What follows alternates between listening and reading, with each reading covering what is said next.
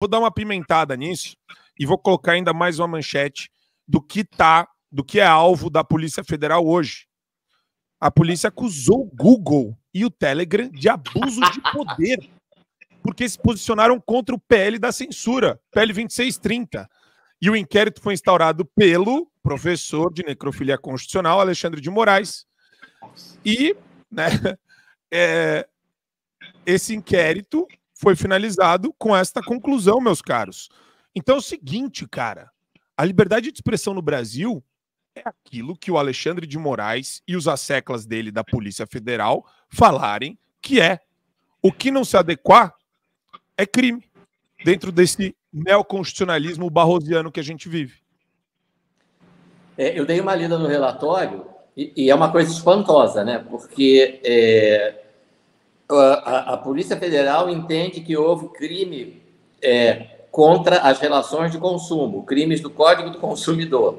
O Google e o Telegram teriam praticado crimes de propaganda enganosa ao se posicionarem contra a aprovação do PL da censura, né? O chamado PL das fake news, que é o PL da censura. Então, a propaganda é enganosa. Vejam bem, tá? Teriam divulgado informações falsas, fazendo assim propaganda enganosa. Então, se o ponto de vista daquela empresa, contrário à aprovação da lei, não coincide com o ponto de vista do senhor Alexandre de Moraes, então esta empresa, ao divulgar o seu posicionamento, está prestando informação falsa, prestando informação enganosa. Então, quer dizer, o Ministério da Verdade tem como titular o Alexandre de Moraes. Se existe um projeto de lei tramitando no Congresso, e, obviamente, todo projeto de lei, existem duas posições possíveis, né? Você é a favor da aprovação ou você é contra a aprovação. Então, se você é contra a aprovação desse projeto e o Alexandre de Moraes é a favor dele, você é mentiroso. Você está prestando informação falsa, você está divulgando conteúdo enganoso. Então, assim, é a consumação dessa visão de Ministério da Verdade. Isso mostra um perigo. É engraçado isso, porque essa situação mostra claramente o perigo da aprovação desse projeto. Toda vez que uma lei se dispuser a criminalizar notícias falsas, afirmações mentirosas, etc., etc., necessariamente você vai precisar criar o Ministério da Verdade. Isso vai ser a referência, né? Falsa por quê? Porque não coincide com o ponto de vista do Ministério da Verdade. É enganosa por quê? Porque não coincide com o que acredita o ministro titular da pasta da Verdade. Então, uma coisa assim, absurda, né? Propaganda enganosa não tem nada a ver com isso, ainda mais no Código do Consumidor. Propaganda enganosa é você vender uma bicicleta elétrica dizendo que ela chega a 80 km por hora, mas ela só chega a 35. Então, é uma questão objetiva. Se um projeto de lei merece aprovação ou não, isso é uma questão de ponto de vista, é uma questão de opinião. Na mesma época que o Google e o Telegram estavam fazendo campanha, estavam se posicionando contra a aprovação desse projeto, a Rede Globo estava se posicionando a favor. Isso aí. Então, se posicionar a favor não é crime, mas se posicionar contra é crime. É a manifestação da opinião. E outra questão que eu queria acrescentar, que é processual, é a seguinte: o Alexandre de Moraes, mais uma vez, extrapolando da sua competência, mandou investigar o Google e o Telegram. Os diretores do Google e os diretores do Telegram não têm foro especial. Não tem foro por prerrogativa de função, foro privilegiado, como o leigo diz. O que o Alexandre de Moraes está fazendo aí? Qualquer medida judicial contra essas pessoas é da competência de um juiz de primeira instância. Ainda que essa instalação de inquérito fizesse sentido, e não faz, a ordem só poderia ser proveniente de um juiz de primeiro grau. Aliás, a meu ver, juiz nenhum pode ordenar a instauração de inquérito. Mas isso aí já é uma outra discussão, né? Mas qualquer intervenção num inquérito para apurar a conduta supostamente criminosa de diretores de uma empresa privada tem que partir de juiz de primeiro grau, né? Diretores de empresa privada não são senadores, não são deputados federais, não têm foro por prerrogativa de função. Então, parece que a competência do Supremo se tornou universal. O Supremo é competente para qualquer coisa que ele acha que é competente.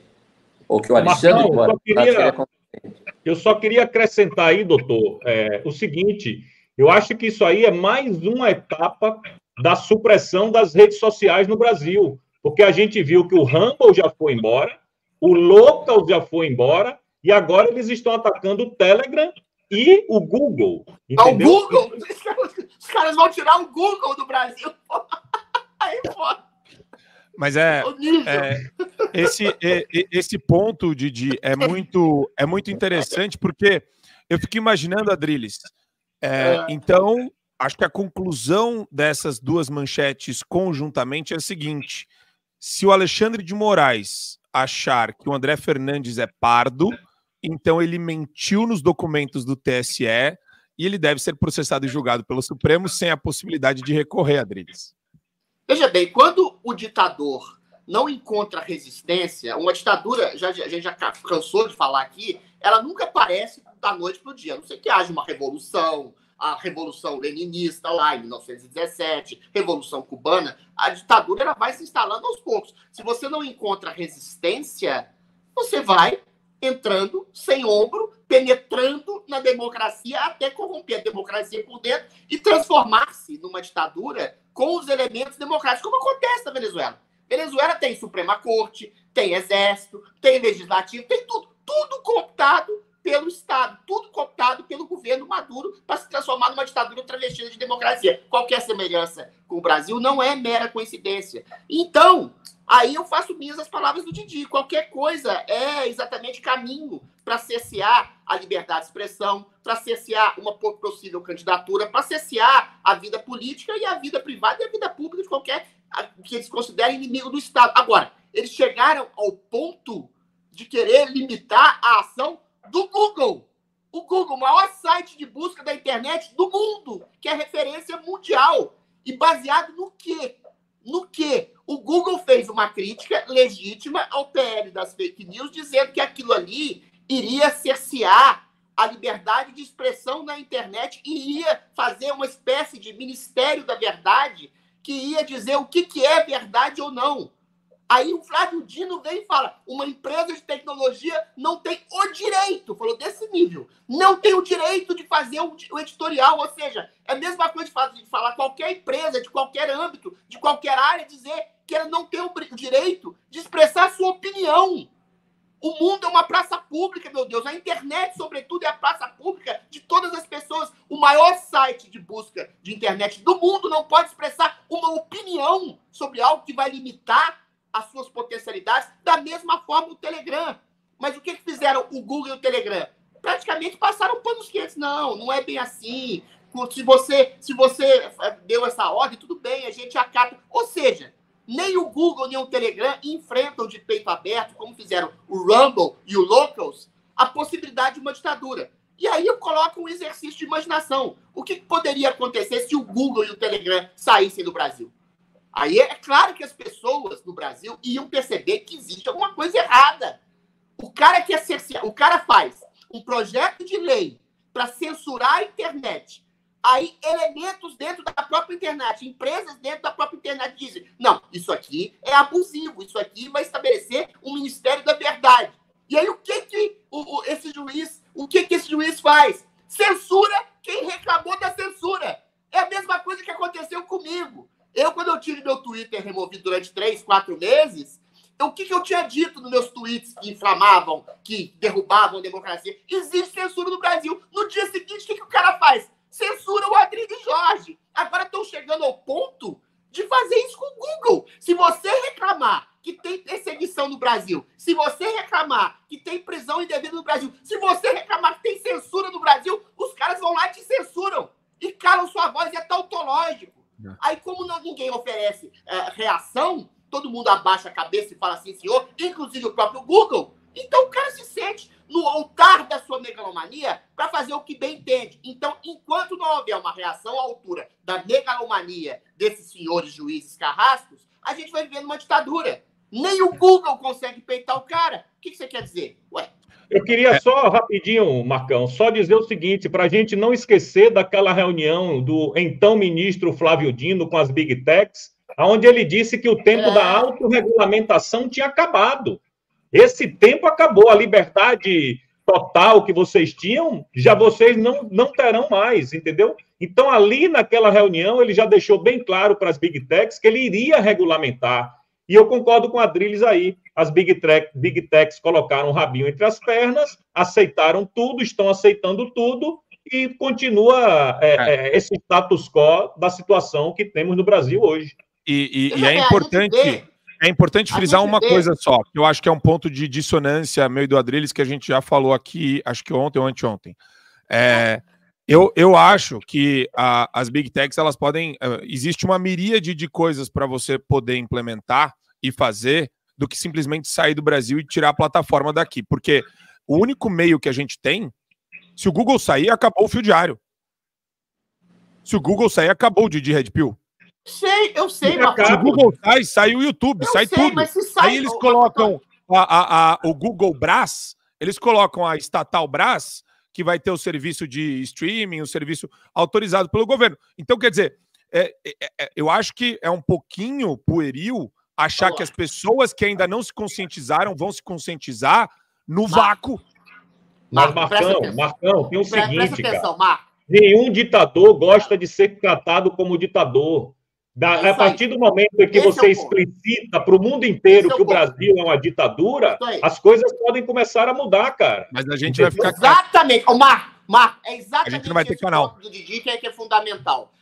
Na China, o Google não saiu. O Telegram não saiu, se eu não me engano. O WhatsApp não saiu. Mas eles são autorregulados. Aqui, se houvesse um contraponto, fizesse o Google, fizesse o Telegram, como faz, enfim, se ele sair, como faz o Locals e o Rumble, o que ia mandar a mensagem para o público brasileiro? O Brasil se transformou numa ditadura travestida de defesa da democracia. É esse o discurso da hipocrisia e da demagogia. Adriles, na China não tem Google, Adriles. E não tem YouTube. Na China não tem Google e não tem YouTube. Beleza, só quem usa VPN pode usar. Você tem esses instrumentos regulados. Não, entendeu? Coreia do Norte também não. Eu retifico o que eu disse. A questão é, no Brasil, você tem uma ditadura travestida de democracia.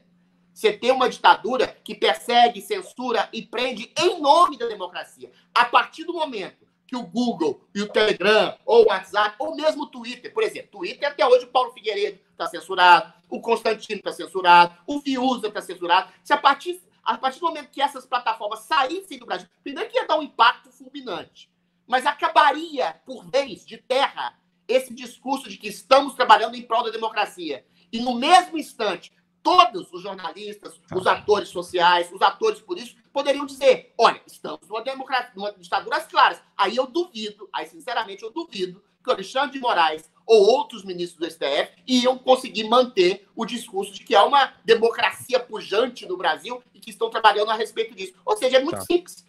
É só peitar o ditador, que o ditador se mostra. Agora, vai peitar? Eu falei, eu sou o ditador do Brasil? É isso que obrigaria o Alexandre de Moraes a fazer.